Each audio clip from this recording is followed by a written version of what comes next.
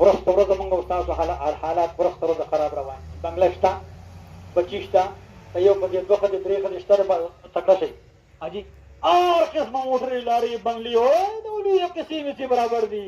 خو چې موستن کېږي نو کله کله څوک خودکشي کوي او څوک چونګ چونګ ګریز خولې ته اچوي او پولیو لاندې مرزونو باندې اخته. ولې اخته یو؟ دا موږ د خپلو مشرانو د ادب بېادبۍ په لحاظ باندې.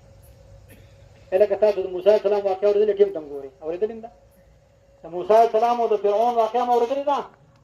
د موسی علیه السلام په مد مقابل کې ساحران دي. ساحران هغه ساحران ته پته لګي چې وایي موسی علیه السلام حق پیغمبر دی، خو د فرعون د سړي بچی نه دی، لانجمار دی، سزاګانې راکوي. نو دا استاد ته تپوس کړي د خپل شاګردان چې صاحب موږ موسی علیه السلام سره مد مقابل کې کېږو او موږ دپاره څه حکم دی؟ نو خپل استاد ته وایي موسی علیه السلام حق پیغمبر دی، تپوس ته مخکې وکړي چې یا ته دا خپله معجزه وښایه او موږ یا به موږ دا خپل لټل پکړ چې کوم دی کیسې میسې وښایو. چې مخامخ شو دومره قدرې خبرې وکړه. دا قرآن پې ګواه دی. ساحرانو دومره قدرې خبرې وکړې چې ای موسی علیه السلام، موسی علیه السلام فرمایي تاسو دا خپلې لانجه برابر کړئ.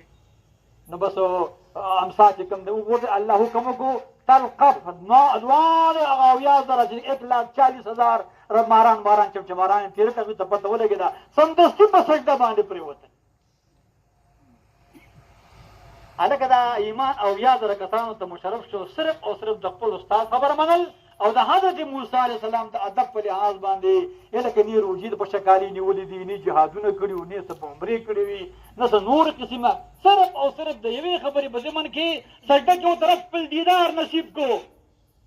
فرعون ورته وایي ښه زما نه بغیر حکم نه تاسو ایمان نه وړو، زما نه خبر ده به څه سزا ده. هغې فقط ما انتقاد لاس دې ازاد توره دې تېره دا معنی ده. متوشیخ صاحب ویل وي دا معنی ده، معنی نورې د خو هغه به عارفانه معنی کوله. وایي فقط وایي دا مقصد شو چې لاس دې ازاد توره دې تېره.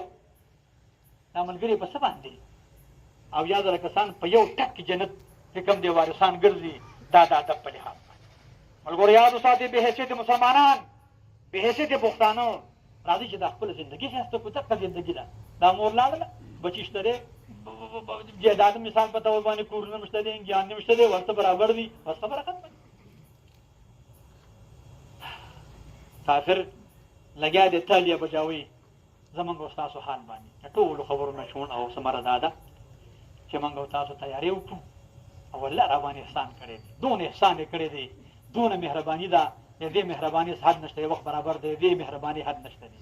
او موږ او تاسو ته او د امام الانبیا د جناب محمد رسول الله امت ته رب کائنات بانه طیبه. دا اوس موږ راغلي دي بیبي دپاره بانه ده. دا جمع جرګه ده. امام الانبیا فرمایي 40 کسه یا 100 کسه ټیم برابر دی. 40 یا 100 کسه وایي یا الله یې بخي، الله یې وبخله. یو قرات ثواب او تا تجب الهد خو نصر سپیندا ملو شو او رب د دې د بخنه برکت په تاسو په بخنه وږي. دا بانه الله لټي او موت او ته باندې لټو. رب کائنات ته بیبي وبخي، صبر آسان کی شبید رحمتونو کې. ما یو درخواست کړی و د خوار مولا په بانک باندې څو کلمه نه وي، هغه معقوله ده که نه. دا د زنانو دپاره تاسو کوشش کوئ دا کومه ډولۍ چې جوړېږي لواران زموږ تکړه ملګري دي هغه تاسو دې باندې دغه کوئ. یو تخصیص به هم کېږي، فرق به هم کېږي او دا چې کوم د سنت فاطمي دي دا به هم کېږي انشاءالله.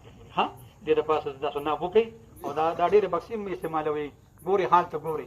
الله دا بیبي وبخي، صبر آسان کې شبید رحمتونو کې وکړي، فتمنګانو له صبر جمیل ورکړي. یا الله موږ ډېر کمزور یو، د دنیا ګناهونه هم کړي، هغې باندې قلم داسې راکاږه، نیکي هم کړي. یا الله قبول یې کړه او یا الله په زړه کې خپل مینه محبت پیدا کړه او د مشرانو د علماو سره محبت پیدا کړه. کافر تباه او برباد کړه. ابروز په خپل عالم باندې مړه په ایمان وایي هغې باندې حمله ورشي. تاسو کته کړه که څوک پې خوشحاله شوي وي چې ښه کار شوی دی، د نکام تباه شوي ده او ایمان هم تباه دی، د خدای خاطر وکړي. او څوک پې خفه شوي وي انشاءالله دا خفګان په ورځ د قیامت باندې د خوشحالۍ باعث وي. کوشش کوي ښه نو رب دې د علماو حافظ او ناصر شي او رب دې زموږ او تاسو تقدیرات باندې قلم دافې راکاږي. بیبي دې الله په وبخي. وصلی الله تعالی علی خیر خلقه.